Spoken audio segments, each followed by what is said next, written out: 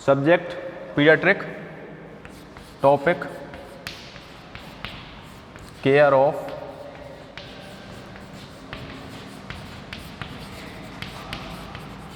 Adolescents girl, care of adolescent girl.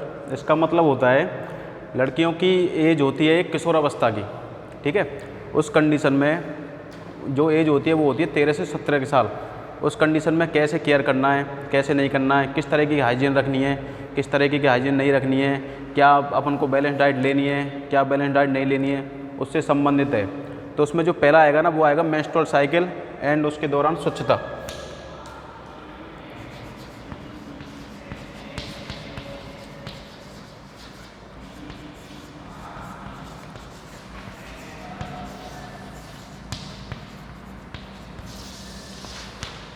Menstrual cycle and hygiene. Menstrual cycle normally कितने दिन की होती है? 28 दिन की होती है ना। तो नॉर्मली मेंस्ट्रुअल साइकिल है जो कि 28 दिन की होती है नॉर्मल। अगर इससे ज़्यादा हो जाए तो उस कंडीशन को बोलते हैं मेनोरेजिया। मेनोरेजिया का मतलब ब्लीडिंग ज़्यादा, ब्लीडिंग इंक्रीज। और दूसरी कंडीशन होती है ओलिगोमेनोरिया।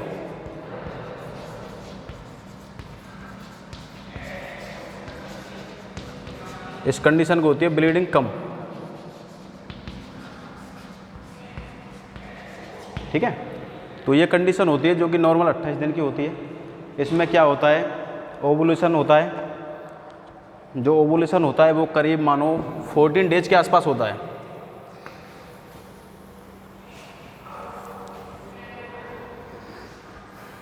ओवरी होती है, ठीक है। ओवरी से अंडा निकलता है, एग निकलता है, जो कि करीब 14 डेज के आसपास निकलता है। अगर इस टाइम पे इंटरसेक्सुअल कोर्स हो गया, इंटरकोर्स हो गया, ठीक है, तो ये एग होगा जो फर्टिलाइज हो जाएगा। इस टाइम पे अगर सेक्स हो गया, इंटरकोर्स हो गया, तो एग फर्टिलाइज हो जाएगा, ठीक है।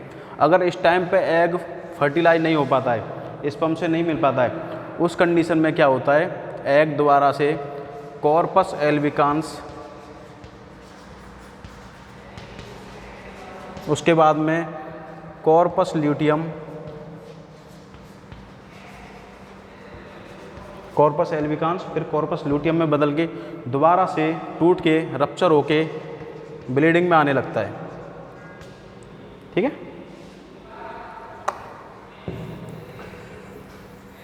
इसमें मेनली 3 फेज होते हैं मेंस्ट्रुअल साइकिल के। जो फेज होते हैं,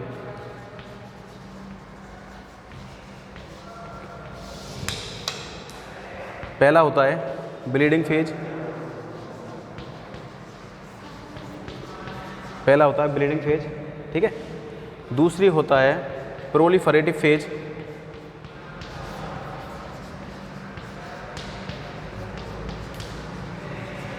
और तीसरा होता है सीक्रेटरी फेज।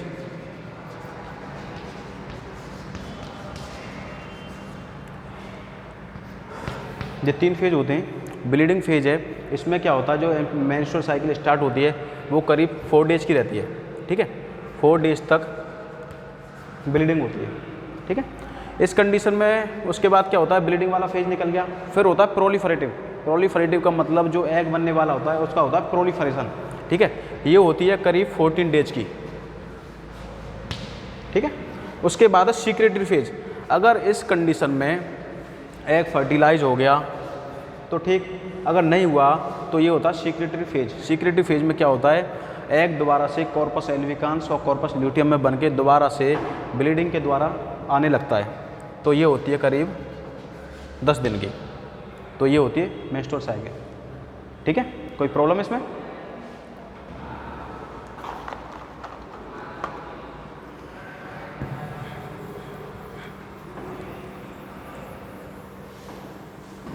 अब देखो केयर ऑफ एडोलसेंट, इसमें क्या क्या चेंजेज होते हैं गर्ल्स में।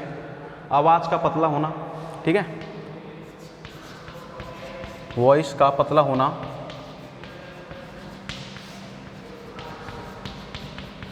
ठीक है। दूसरा,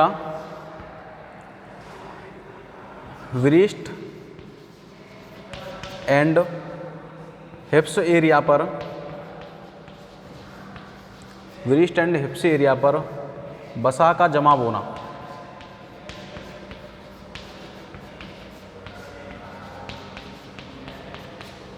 कोई प्रॉब्लम? नेक्स्ट, हेल्थ इंक्रीज होना। नेक्स्ट, वेट इंक्रीज होना। और नेक्स्ट है मेंस्ट्रुअल साइकिल का स्टार्ट होना।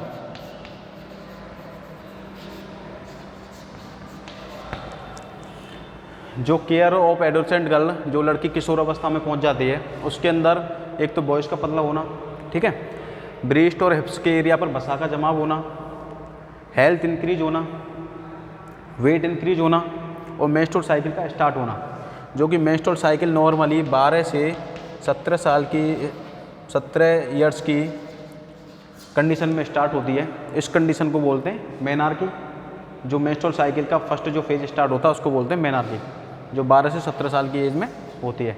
और जो करीब 45 से 50 साल की स्थिति में मेंस्ट्रुअल साइकिल का स्टॉपेज होना जाना कंप्लीटली, उसको बोलते हैं मेनोपॉज। ठीक है, कोई प्रॉब्लम?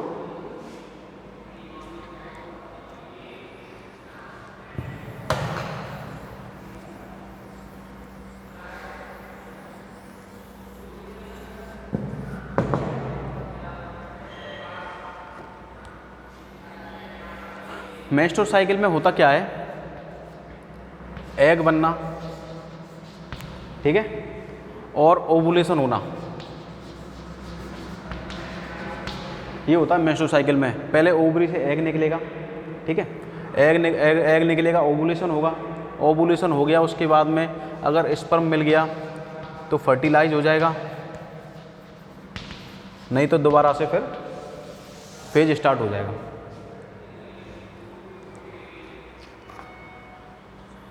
अब देखो मेंस्ट्रुअल साइकिल पे अपनी बॉडी में क्या क्या चेंजेस होते हैं। मेंस्ट्रुअल साइकिल पे क्या क्या चेंजेस होते हैं। अब जैसे मान लो किसी की मेंस्ट्रुअल साइकिल आ गई, ठीक है, उसमें क्या क्या चेंजेस होंगे। एक तो होगा शारीरिक थकान का अनुभव, एक तो शारीरिक थकान की महसूस होगी, एक तरीके से ब्लीडिंग हो रही है तो बॉडी में वीकनेस सी आएगी, वीकनेस आएगी तो उससे हमें लगेगा कि थकान हो रही है, ठीक है।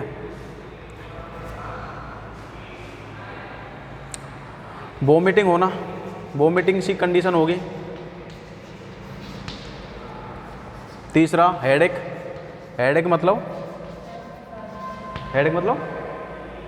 क्या बोला, सिर दर्द। और चौथा कमर दर्द, हाँ, और स्तनों में खिंचाव।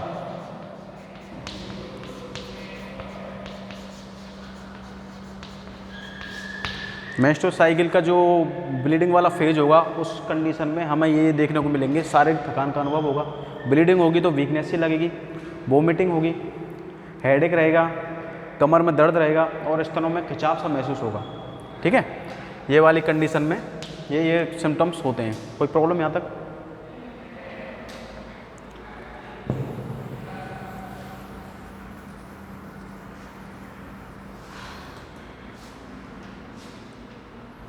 नेक्स्ट है मासिक धर्म संबंधित तथ्य।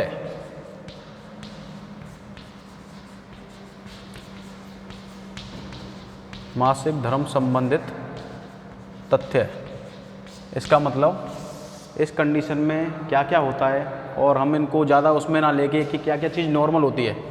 तो यह करीब 12 से 17 साल की उम्र में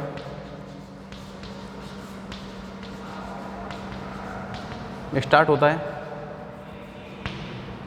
ठीक है ना। दूसरा, जो नॉर्मल मेंस्ट्रुअल साइकिल है वो 28 दिनों की होती है।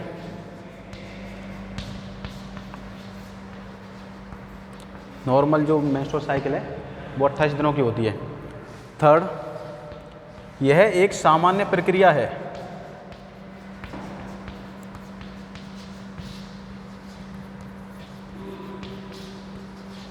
यह एक सामान्य प्रक्रिया है।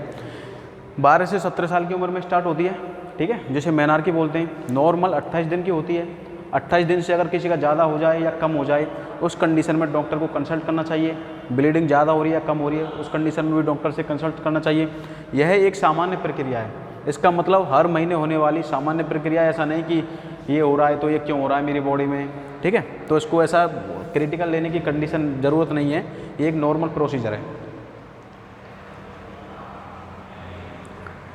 नेक्स्ट, मेंस्ट्रुअल साइकिल के दौरान सहवास किया जा सकता है। सहवास का मतलब होता है सेक्स या इंटरकोर्स, ठीक है। ये कंडीशन ऐसी है, मेंस्ट्रुअल साइकिल के दौरान जो ब्लीडिंग फेज होता है उसके दौरान सहवास मतलब सेक्स या इंटरकोर्स किया जा सकता है, लेकिन इसमें इन्फेक्शन होने के चांस रहते हैं। इन्फेक्शन होने के चांस यूँ रहते हैं, इस टाइम पे ब्लीडिंग होती है, ठीक है। ब्लीडिंग के टाइम पे इंटरकोर्स करेंगे तो उसमें जो बैक्टीरिया हैं, जो भी एग का फर्टिलाइज होने के बाद में टूट के आ रहा है, ठीक है, उस टाइम पे इंटरकोर्स करेंगे तो इन्फेक्शन होने के चांस रहते हैं। सहवास किया जा सकता है लेकिन इन्फेक्शन होने के चांस रहते हैं इस टाइम पे, इसलिए थोड़ा सा बचना चाहिए। नेक्स्ट, जो उसमें ब्लीडिंग होती है नॉर्मली 4 से 7 डेज तक होती है, ठीक है। कोई प्रॉब्लम यहाँ तक?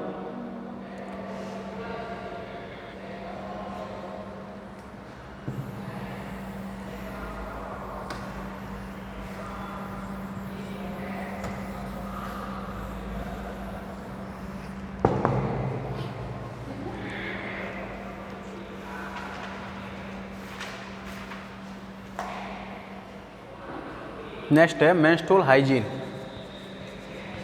मेंस्ट्रुअल हाइजीन का मतलब इस टाइम पे हमें क्या स्वच्छता रखनी चाहिए, ठीक है। इस टाइम पे प्रॉपर हाइजीनिक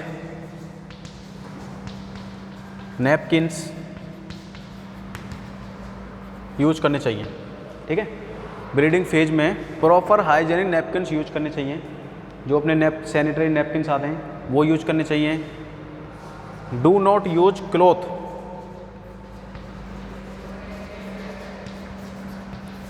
कपड़े का यूज नहीं करना चाहिए क्योंकि कपड़ा इन्फेक्टेड भी हो सकता है और प्योर हाइजीन भी हो सकता है, ठीक है। उस कंडीशन में सैनिटरी नैपकिन का उपयोग करना चाहिए। नेक्स्ट, डेली बाथिंग, डेली नहाना चाहिए पर्सनल हाइजीन के लिए, प्रॉपर हाइजीन के लिए। फोर्थ, इस कंडीशन में लड़कियों के द्वारा टैम्पून का उपयोग नहीं करना चाहिए। टैम्पून क्या होता है? एक तरीके से एक कप के टाइप का होता है जो कि ब्लीडिंग के टाइम पे वेजाइना के अंदर लगाया जाता है, ठीक है। जो भी ब्लीडिंग होती है वो टैम्पून में आ जाती है, तो गर्ल्स को नहीं लगाना चाहिए क्योंकि उस टाइम पे क्या होता है, हाइमेन होती है ना, इससे वो रप्चर हो सकती है। हाइमेन क्या होती है? हाइमेन एक झिल्ली होती है जो कि वेजाइना को कवर करके रखती है, ठीक है। तो इस टाइम पे टैम्पून का उपयोग करने से बचना चाहिए। नेक्स्ट, मैरिड वुमेन इसको यूज कर सकती हैं। मैरिड वुमेन टैम्पून को यूज कर सकती है, उसके लिए कोई प्रॉब्लम नहीं है, लेकिन गर्ल्स को थोड़ा बचना चाहिए क्योंकि हाइमेन रप्चर होने के चांस रहते हैं, इसलिए टैम्पून का उपयोग नहीं करें।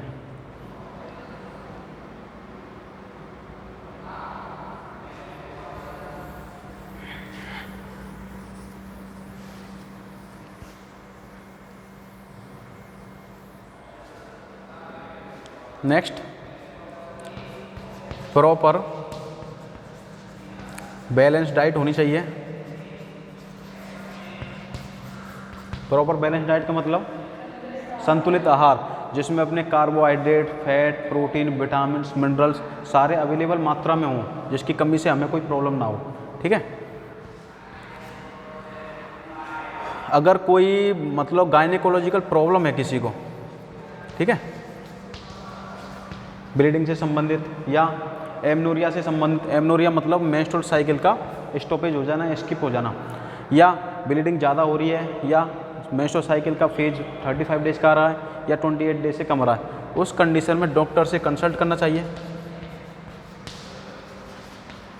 इस कंडीशन में डॉक्टर से कंसल्ट करना ज़रूरी है। अगर सही तरीके से ट्रीटमेंट नहीं लेंगे तो फिर आने वाले टाइम में प्रॉब्लम हो सकती है। मेंस्ट्रुअल साइकिल का अब नॉर्मल होगा और अब नॉर्मल होगी तो फिर आने वाले टाइम में बहुत ज़्यादा प्रॉब्लम क्रिएट होगी।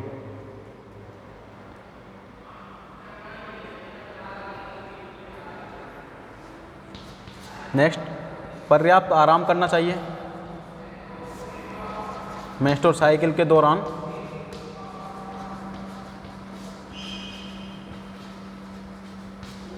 ठीक है, पर्याप्त आराम करना चाहिए और वेजाइना को अच्छी तरह साफ रखना चाहिए।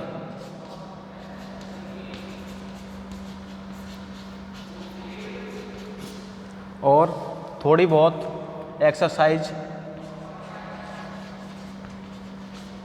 भी करनी चाहिए।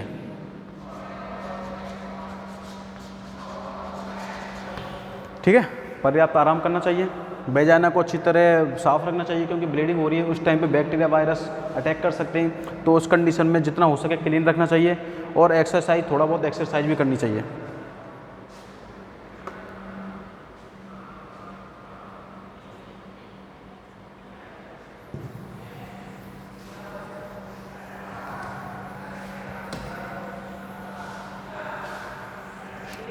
कोई प्रॉब्लम यहाँ तक?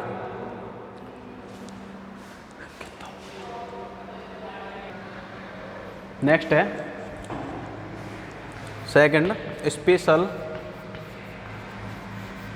Nutrition needs. ठीक है, एडोलसेंट किशोरावस्था में क्या क्या न्यूट्रिएंट्स के लिए हमें ज़रूरत पड़ती है। तो उस कंडीशन में फर्स्ट,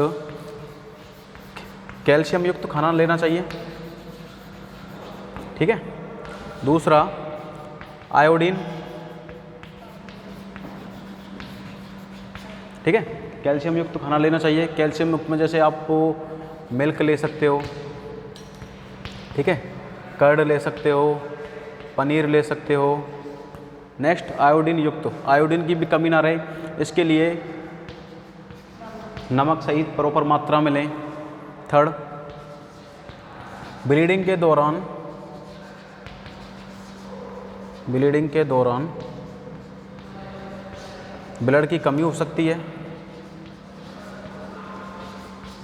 ब्लड की कमी हो सकती है। इस कंडीशन को क्या बोलते हैं? ब्लड की कमी, एनीमिया। ठीक है, तो एनीमिया हो सकता है। उस कंडीशन में क्या करना चाहिए? ब्लड की कमी नहीं हो इसके लिए proper folic acid, iron, iron मतलब लोह तत्व लेने चाहिए। जैसे अपन लोग, हाँ, ग्रीन लीफी वेजिटेबल ले सकते हो। ग्रीन लीफी वेजिटेबल्स का मतलब होता है हरी पत्तेदार सब्जियाँ। ठीक है, ये सारी कंडीशन है। कैल्शियम युक्त खाना ले सकते हैं, मिल्क, कर्ड, पनीर। आयोडीन लेना चाहिए प्रॉपर मात्रा में, ठीक है, बराबर नमक। और ब्लीडिंग के द्वारा ब्लड की कमी हो सकती है, जैसे एनीमिया बोल सकते हैं। तो इस कंडीशन में फॉलिक एसिड है, आयरन है, जैसे ग्रीन लीफी वेजिटेबल्स है। ठीक है, ये सारी हमें लेनी चाहिए।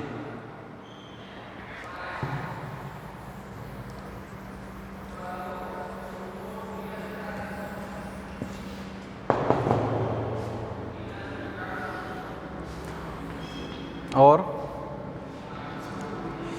इस कंडीशन में डाइट पे नहीं, बैलेंस डाइट पे नहीं रहना चाहिए। बैलेंस डाइट पे नहीं मतलब, सॉरी, फास्ट नहीं रखना चाहिए। फास्ट का मतलब व्रत नहीं रखना चाहिए।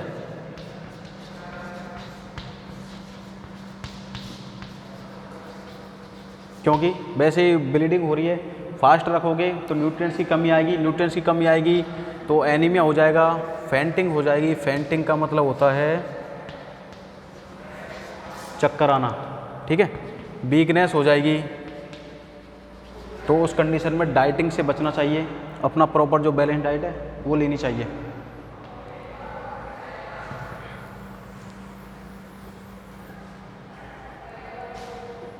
इस टाइम पे प्रॉपर बैलेंस डाइट लेनी चाहिए। प्रॉपर बैलेंस डाइट लेनी चाहिए। ठीक है। प्रॉपर बैलेंस डाइट लेनी चाहिए, इसका मतलब अगर प्रॉपर बैलेंस डाइट लेंगे इस टाइम पे तो हमें आगे वाले टाइम में, आने वाले टाइम मतलब गर्भ धारण कर मतलब प्रेग्नेंट होना, उस टाइम पे प्रॉब्लम नहीं आएगी।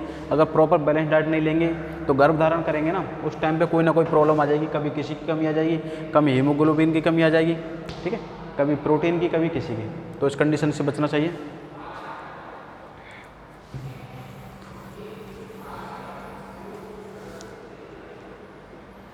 अगर प्रॉपर बैलेंस डाइट नहीं लेते हैं तो उस कंडीशन में क्या होगा, एनीमिया हो जाएगा, ब्लड की कमी होगी, ठीक है, और त्वचा का फटना, त्वचा फटने लगेगी। नेक्स्ट, चक्कर आना,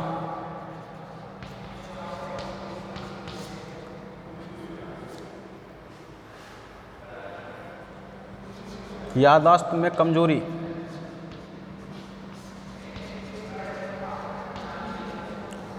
और नेक्स्ट शीघ्र थकान। देखो इस कंडीशन में क्या होगा, अगर प्रॉपर बैलेंस डाइट नहीं लेंगे, ठीक है, एनीमिया हो जाएगा, आयरन फॉलिक एसिड नहीं लेंगे या ग्रीन लीफी वेजिटेबल नहीं लेंगे, एनीमिया की कमी आ जाएगी, हीमोग्लोबिन लेवल डाउन हो जाएगा, ठीक है। त्वचा का फटना, स्किन है जो फटने लगेगी, न्यूट्रिएंट्स की कमी से चक्कर आएंगे, चक्कर वीकनेस होगी, चक्कर आएंगे, याददाश्त कमज़ोर हो जाएगी, माइंड काम नहीं कर पाएगा सही से, और शीघ्र थकान, जल्दी से थकान भी महसूस होने लगेगी।